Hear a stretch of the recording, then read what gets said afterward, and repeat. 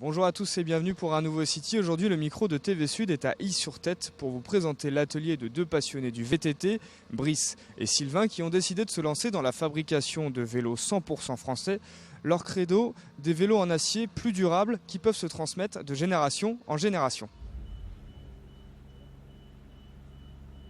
Sylvain, est-ce que vous pouvez me raconter l'histoire de cette entreprise? Avec Brice, on s'est rencontrés en faisant du vélo et on réfléchissait un petit peu à créer une marque de vélo ou faire quelque chose dans le vélo. C'était pas encore bien défini. Et Brice travaillait sur un système de suspension pour le VTT, tout suspendu. Et un jour, il m'a dit, Sylvain, je pense que là, je tiens une bonne solution. La suspension, elle peut marcher. On peut déposer un brevet dessus et on peut construire un VTT. Donc on a creusé un petit peu sur comment étaient fabriqués les vélos, d'où est-ce qu'ils venaient, tout ce qu'on utilisait. Et on a vu que 90% des vélos étaient faits en Asie, en sous-traitance complète. Et c'était pas du tout un modèle de fabrication qui nous intéressait. On a démarré en 2013 avec une société qui fabriquait pour nous en sous-traitance les cadres à côté de Tours. Et nous, on faisait la conception et le prototypage. Et après, on a progressé dans la technique, dans la fabrication, et jusqu'à créer maintenant notre propre atelier qui est derrière nous. Et maintenant, on maîtrise la fabrication de A à Z. Et tous nos cadres sont fabriqués ici, maintenant, à Ille-sur-Tête. C'est-à-dire, en plus de concevoir, de fabriquer, vous les testez aussi donc, dans les alentours, c'est ça?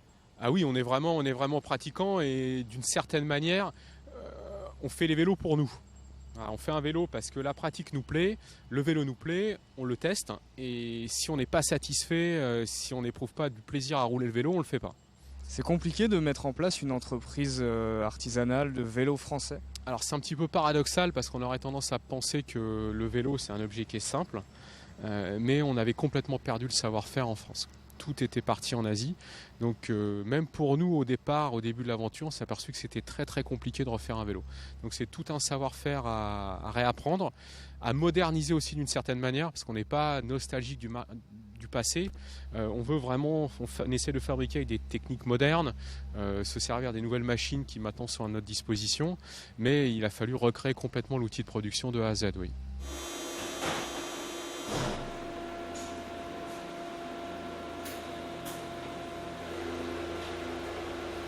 Comment ça se passe pour la fabrication d'un vélo ici? Alors d'abord on a une phase de conception où il faut dessiner le cadre. Nous on est des fabricants de cadres. Une fois que le cadre est dessiné, on vient dans cette partie de l'atelier où Michael va fabriquer le cadre. Donc, la première étape, dès qu'on a le plan, c'est le cintrage des tubes, donc avec les deux cintreuses qui sont derrière. Puisqu'on a pas mal de tubes cintrés sur notre vélo, c'est ce qui fait ce design un peu atypique. La deuxième étape, c'est la gruge, c'est-à-dire avec les six cloches, on vient mettre en forme le bout des tubes pour pouvoir les emboîter les uns aux autres. Ensuite, la troisième étape, ces tubes-là, on va les prendre, on va les mettre sur le marbre qui est là-bas, c'est ce qu'est en train de faire Mika, où on va pointer tous les tubes pour construire le cadre. Ensuite, c'est ce qu'il va faire dans une demi-heure, il va sortir le cadre du marbre et il va finir les soudures hors cadre. Quand ça c'est fait, il y a une dernière phase qui consiste à mettre tous les petits composants du vélo. Par exemple, on a une petite insigne en forme d'hexagone qu'on vient souder après. Ça va être le support de disque et les supports de gaine. Quand ça c'est fait, on va sabler le cadre et de suite on va l'amener à la peinture. Normalement, il ne faut pas que plus de 4 heures s'écoulent entre le sablage et la peinture. Nous, comme il y a 5 mètres à faire, on va peindre de suite. Ça évite à la rouille de commencer à se lancer. Parce que le problème de l'acier, c'est la rouille. Après, il y a le montage. Tous nos clients ne veulent pas des vélos montés. Ça nous arrive de vendre des cadres seuls. Et c'est le client chez lui qui se monte tranquillement son vélo. Ça fait partie du luxe d'un vélo artisanal. Combien de temps ça vous prend pour fabriquer un vélo de A à Z jusqu'à la remise au client? Alors, entre le moment de la commande et le moment où le client est livré, il se passe entre 6 semaines et 2 mois. Mais nous, dans la phase de production, si on devait chronométrer, la fabrication d'un cadre rigide, c'est entre 2 jours et 2 jours et demi. Et en comptant le montage du vélo complet, maximum 3 jours. Est-ce que quand on regarde vos vélos, on reconnaît tout de suite il y a une spécificité dans vos cadres? Quand on a commencé à travailler sur le vélo, le premier vélo qu'on a sorti, c'était le tout suspendu. Et la forme était induite par la caractéristique de la cinématique arrière, le système d'articulation de la roue arrière. Donc c'est ce vélo-là, le tout suspendu, celui qui est là derrière, qui a donné la forme. Et finalement, on s'est aperçu que cette forme avait quelque chose. Alors, elle plaît ou elle ne plaît pas, mais en tout cas, elle ne laisse pas indifférent. Et on a développé cette forme-là sur les autres vélos, les rigides notamment. Et dans un deuxième but, de rigidifier le vélo latéralement tout en gardant ses capacités d'absorption verticale.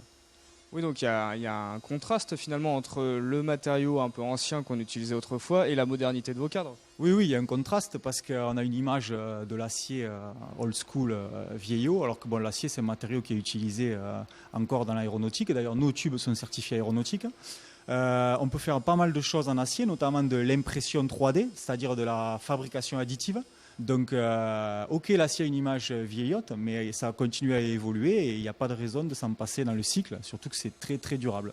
Vous avez découvert les coulisses de cette petite entreprise artisanale. C'est environ 2 vélos par semaine qui sortent de l'atelier. Quant à nous, on se dit à très vite pour un nouveau City.